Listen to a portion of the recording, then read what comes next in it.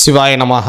முப்போதும் திருமேனி தேண்டும் ஆதி சைவர்கள் குலத்தில் சுந்தரமூர்த்தி சுவாமிகளினுடைய வழிபடி தோன்றல் திருவான்மியூர் அடியாருக்கு அடியேன் சந்தோஷ் திருமேனி சிவாச்சாரியார். நெக்ஸ்ட் ஜென் நேர்கள் அனைவருக்கும் அன்பான வணக்கம். இப்போ குரு பெயர்ச்சி ஆக போகுதுங்க. மே மாதம் 11ஆம் தேதி இந்த குரு பெயர்ச்சியானது ஆக போகுது. இந்த குரு பயிற்சி சற்ற குறை பார்த்திங்கன்னா ஒரு வருடத்திற்கு மே மாதம் 2026 வரைக்கும் குரு பகவான் அந்த இடத்துல இருந்து தான் அருளாட்சி பண்ண போகிறாரு. அதாவது ரிஷபத்திலிருந்து மிதுன ராசிக்கு குரு பகவான் மாறுறாருங்க. இப்போ மாறக்கூடிய அந்த இதனால் நமக்கு எப்படியான ஒரு அனுகிரகத்தை அவர் தரப்போகிறாரு, அவர் எந்தெந்த இடத்துக்கெல்லாம் நமக்கு ஆதிபத்தியம் இருக்கார்.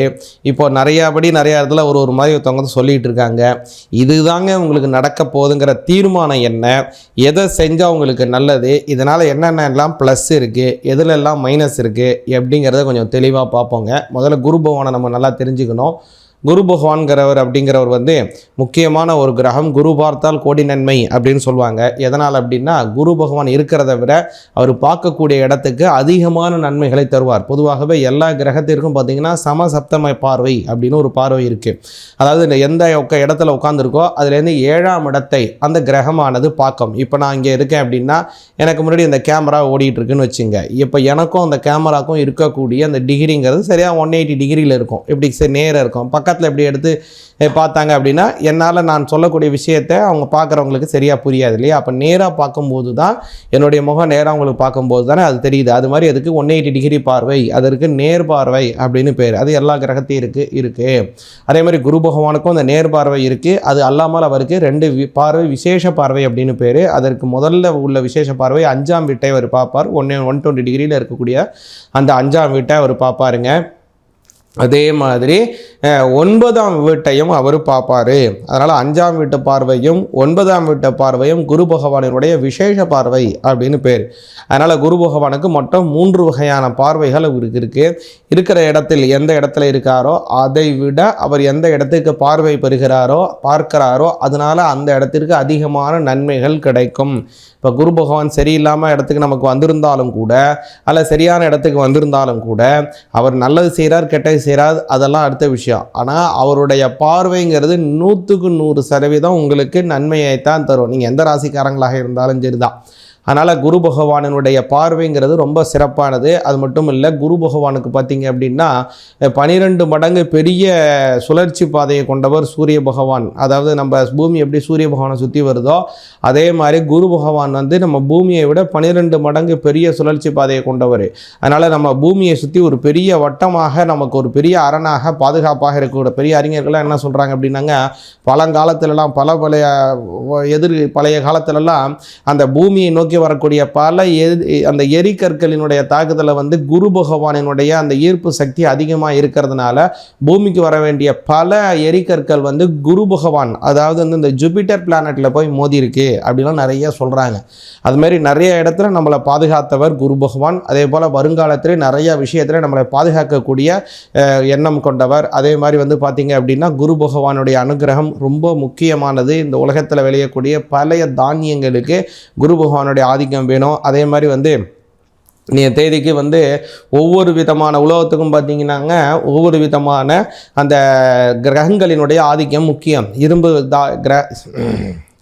இரும்பினுடைய தன்மை நமக்கு நல்லா இருக்கணும். இரும்பு வியாபாரம் செய்யணும்னா சனி பகவானுடைய ஆதிக்கம் நமக்கு நல்லா இருக்கணும்.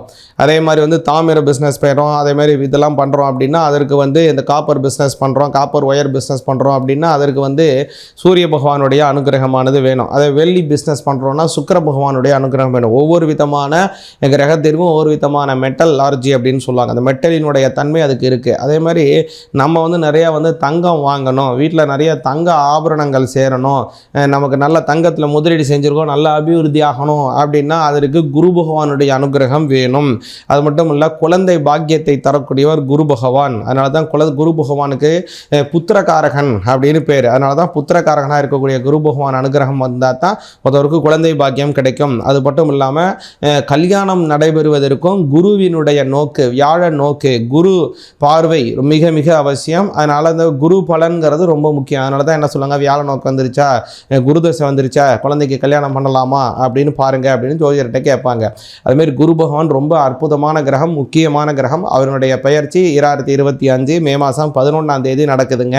அதாவது ரிஷபராசிலேருந்து மிதுன ராசிக்கு இந்த பெயர்ச்சி அடைகிறார். அந்த பெயர்ச்சியினால் உங்களுக்கு பிரத்யேகமாக ஒரு கன்க்ளூஷனாக இதுதான் நடக்கும், என்ன நடக்க போகுது அப்படிங்கிறத விரிவாக பார்ப்போம். சிவாய நமக. மகர ராசி ஆகிய உங்களுக்கு இந்த குரு பெயர்ச்சியினுடைய பலன்கள் அப்படிங்கிறது ரொம்ப ஒரு கவனிக்கப்பட வேண்டிய விஷயமாக இருக்குதுங்க. முக்கியமாக சொல்லணும் அப்படின்னா, அதாவது 2 நண்பர்கள் காட்டு வழியாக போயிட்டு இருந்தாங்களாம். இந்த காட்டு வழியாக போகும்போது என்ன ஆயிடுச்சு அப்படின்னா, ஒருத்தவனுக்கு மரம் தெரியும், ஒருத்தவனுக்கு மரம் தெரியாது. அப்போது என்ன ஆயிடுச்சுன்னா, திடீர்னு எதிரில் கரடி வந்துடுச்சு. இந்த கரடி என்ன பண்ணிடுச்சுன்னா, 2 பேர் துரத்த ஆரம்பிச்சிச்சு. ஒருத்தவன் மரம் ஏற தெரிஞ்சவன் குருன்னு மரம் ஏறி உச்சிக்கு போயிட்டான். மரம் ஏற தெரியாதவனை அவன் கண்டுக்கவே இல்லை, விட்டுட்டான். டபாலும் விட்டுட்டு மறந்துட்டே ஓட்டான். மரம் ஏற தெரியாதவனையாவது கொஞ்சம் ஹெல்ப் பண்ணி கொஞ்சம் இது பண்ணி அவனை முயற்சி பண்ணி தூக்கியிருக்கலாம். ஆனால் அவன் ஓடிட்டான். அப்போ ஆனால் மரம் ஏற தெரியாதவன் என்ன செஞ்சிட்டான், கொஞ்சம் சாதுரியமாக இந்த கரடிட்டே நம்ம தப்பிக்கணும் அப்படின்ட்டு அப்படியே தன்னை ஒரு இறந்தவன் போல் அப்படியே கடந்து அப்படியே ஒரு கீழே கடந்துட்டான். கடுத்த உடனே அந்த கரடி என்ன பண்ணிடுச்சுன்னா, மோந்து பார்த்துட்டு போயிடுச்சு. பொதுவாகவே கரடிக்கு இறந்த இதை சாப்பிடாது, அசைவற்றதை சாப்பிடாது. அதனால் அப்படியே கிடக்கவே அது மாறி போயிடுச்சு. அப்போது அவனுக்கு ஒரு கஷ்டத்தினால என்ன நன்மை அப்படின்னா, இப்போ ஒரு நல்ல நண்பன் அவன், ஆனால் அவனுக்கு ஒரு கஷ்டம் வரக்கூடிய காலத்தில் இவனை என்ன பண்ணிட்டான், உதவி செஞ்சாவே போயிட்டான் இல்லைங்களா. அப்போது இவனுக்கு வரக்கூடிய ஒரு கஷ்டம் என்ன அப்படின்னா, இந்த கஷ்டத்தினால இவனுக்கு ஒரு நல்லது என்னன்னா, எவன் இவனுக்கு ஒரு நல்ல நண்பன், எவன் இவனுக்கு கெட்ட நண்பன்கிறத ஒரு அடையாளப்படுத்துது இல்லையா. நல்லா கவனிங்க. நமக்கு வரக்கூடிய கஷ்டங்கிறதுல ஒரு நல்லது இருக்குது. என்னன்னா, எவன்னா நமக்கு தேவையானவன், எவன்னா நமக்கு தேவையே இல்லாதவங்கிறத நமக்கு ஒரு படம் பிடிச்சி காட்டக்கூடியது தான் நமக்கு வரக்கூடிய கஷ்டம். அதனால் இந்த காலம் அப்படிங்கிறது உங்களுக்கு மகர ராசிக்காரங்களுக்கு நல்ல நண்பர்களினுடைய சேர்க்கையை ஏற்படுத்த போகுது. உங்களுக்கு வரப்போகிற கஷ்ட காலத்தில் எவன் உங்களுடன் உறுதுணையாக இருக்கிறானோ அவன் உங்களுக்கு மிக முக்கியமான நண்பன், நீங்கள் கவனிச்சுக்கலாம். அதனால் வரக்கூடிய காலம் இதை நான் இப்போ சொன்னக்கூடிய விஷயத்தை தான் திருவள்ளுவர் என்ன சொல்கிறாருன்னா, நீட்டில் உண்டோர் உறுதி கிழங்கரை நீட்டி அளப்பதோர் கோள் அப்படின்னு சொல்கிறார். அதனால் இந்த சமயத்தில் உங்களுக்கு கஷ்டகாலங்கள் இருக்குது, ஆனால் உங்களுடைய நண்பர்களின் ஆதரவு உங்களுக்கு கிடைக்கும். நண்பர்களுடைய ஆதரவு எவெல்லாம் கிடைக்குதோ, யாரெல்லாம் உறவுக்காரங்க உங்கள்கிட்ட ஒரு இந்த பகிர்ந்துக்கிறாங்களோ, யாரெல்லாம் உங்களுக்கு ஆதரவாக பேசுகிறாங்களோ, அவங்கெல்லாம் நீங்கள் என்ன பண்ணிடணும், அவங்கள பத்திரமா வச்சுக்கணும் கையில். அவங்களெல்லாம் நீங்கள் என்ன பண்ணணும், கவர்ந்து பண்ணணும் வரக்கூடிய காலத்தில். அது மாதிரியான சூழ்நிலை உங்களுக்கு இருக்குது, நன்மைகளும் இருக்குது. அதனால் சில கொஞ்சம் மன வருத்தங்களும் ஏற்படும். ஆனால் இந்த குரு பகவானுடைய காலம் இப்போது எதனால் அப்படி சொல்கிறேன்னா, 6ஆம் பாவத்தில் மறைகிறார். அதனால் இந்த மாதிரியான ஒரு சில பலன்கள் உங்களுக்கு ஏற்படுது. 3ஆம் அதிபதி 12ஆம் அதிபதி 6ஆம் பாவத்தில் மறைவதனால் உங்களுக்கு ஒரு சில வகையில் சங்கடங்களும் இருக்குது, ஒரு நன்மைகளும் இருக்குது. சரி, என்னென்னலாம் நன்மை சாமி, இதையே சொல்லிட்டு இருக்கீங்களே பயமாக இருக்குது அப்படின்னா, எதெல்லாம் உங்களுக்கு நன்மைங்கிறத கவனிங்க. உங்களுக்கு ஒரு பெரிய நன்மை என்னென்னா, மகர ராசிக்காரங்களுக்கு 12ஆம் வீட்டை குரு பார்க்குறாரு. 12ஆம் வீடுங்கிறது மறைவு ஸ்தானம். அதை குரு பார்க்கறதுனால வெளிநாடு செல்லுவதற்கு ஒரு யோகம் உண்டாகும். ஏற்கனவே 3, 12 அது கூட ஒரு 6ல் போகிறதுனால உங்கள் வாழ்க்கை துணையோட கொஞ்சம் பிரிஞ்சிருக்க போகிறீங்க. இப்போ 12ஆம் பாவம் பார்வையும் இருக்கிறதுனால நிச்சயமாக ஒரு வேலை நிமித்தமாக உங்களோட வாழ்க்கை துணைவரை பிரிவதற்கு வாய்ப்பு அதிகமாக இருக்குது. ஒன்று வேலை வாய்ப்பாக இருக்கலாம், அல்லது குடும்ப வளர்ச்சிக்காக இருக்கலாம், உங்களுடைய குழந்தை பிறக்கிறதுக்காக போக வேண்டிய சூழ்நிலை ஏற்படலாம், அல்லது வேறு ஏதோ ஒரு விஷயமாக இருக்கலாம். அதனால் என்ன பண்ண போகிறீங்க, வெளிநாட்டு பிரயாணம் இருக்குது. வெளிநாட்டு பிரயாணத்தினால் நன்மைகள் ஏற்படும் மகர ராசிக்காரங்களுக்கு. ஒன்று. அடுத்ததை கவனிச்சிங்க அப்படின்னா, இது நேர்பார்வை. இருக்குங்களா, அந்த நேர் பார்வையாக உங்களுடைய 12ஆம் வீட்டை குரு பார்க்கறதுனால ஏற்படுது. அடுத்தது உங்களுடைய 2ஆம் வீட்டை பார்க்கிறார். அதுதான் உங்களுக்கு ஒரு பெரிய ப்ளஸ். என்னன்னா, நண்பர்களின் ஆதரவு கிடைக்கும்.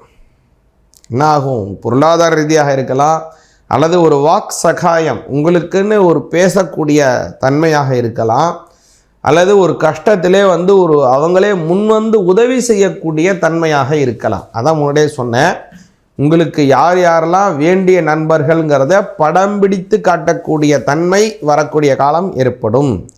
அதனால் ஒரு பெரிய நண்பர்களின் ஆதரவு கிடைக்கப் போகுது. அடுத்ததாக குருவினுடைய பார்வை 10ஆம் வீட்டை பார்க்கிறார். ஜீவனஸ்தானம் வலிமையாகும். பொருளாதார வளர்ச்சிகள் இருக்கும், ஆனால் செலவுகளும் இருக்கும். அதனால் இது ஒரு நல்ல காலமாக அமையுது. சரி, இந்த சமயத்தில் என்ன செய்யலாங்க? நீங்கள் சொல்கிறத கேட்டாலே கொஞ்சம் பயமாக இருக்குது அப்படின்னா ஒன்றும் பயப்படாதீங்க. இது ஒரு பெரிய நன்மை. என்னென்னா, இப்போ உங்களுக்கு நடக்கக்கூடிய 7.5 சனியை குரு பகவான் பார்க்குறாரு. 7.5 சனியினுடைய உபாதை வெகுவாக குறைஞ்சிரும். அதனால் இப்போ நீங்கள் சனி பகவானை கும்பிடுங்க. வியாழக்கிழமை தோறும் தட்சிணாமூர்த்திக்கு நெய் தீபம் ஏற்றி பாருங்க. முடிந்தால் திருநள்ளாறு போய் ஒரு தடவை அங்கே நல்ல தீர்த்தத்திலே குளித்துட்டு சனி பகவானை பிரத்யட்சமாக வணங்கி வாருங்கள். நல்ல பலன்கள் பரிபூரணமாக கிடைக்கும். சிவாய நமः. நம்ம சொல்லக்கூடிய இந்த கோச்சார பலன் அப்படிங்கிறது 100% நடக்க வேண்டிய ஒரு முக்கியமான பலன். இது உங்களுக்கு காலதாமதமாகுது, இதில் ஏதோ ஒரு இழுபறி இருக்குது, சரியாக நடக்கலை, சரியாக தாமதமாகுது அப்படின்னா உங்களுடைய சுய ஜாதகத்தில் ஏதோ ஒரு கிரகம் பயங்கரமான எதிர்வினை ஆற்றி கொண்டு இருக்குது அப்படிங்கிறத புரிஞ்சுங்க. சரிங்க, இந்த மாதிரி எதிர்வினை ஆற்றக்கூடிய கிரகத்தை எப்படி நம்ம உணர்றது, என்ன செய்யணும் அப்படிங்கிறதுக்கு ஒரு முறை உங்களுடைய ஜாதகத்தை கன்சல்ட் பண்ணிங்க. அடியன்ட்ட உங்களுடைய ஜாதகத்தை கன்சல்ட் பண்ணுறதுக்கு கீழ்காணும் நம்பருக்கு வாட்ஸ்அப் மூலமாக தொடர்பு கொள்ளுங்கள். சிவாய நமः. நல்லது நடக்கட்டும். இறைவனுடைய அனுகிரகம் பரிபூர்ணமாக கிடைக்கட்டும். சிவாய நமः.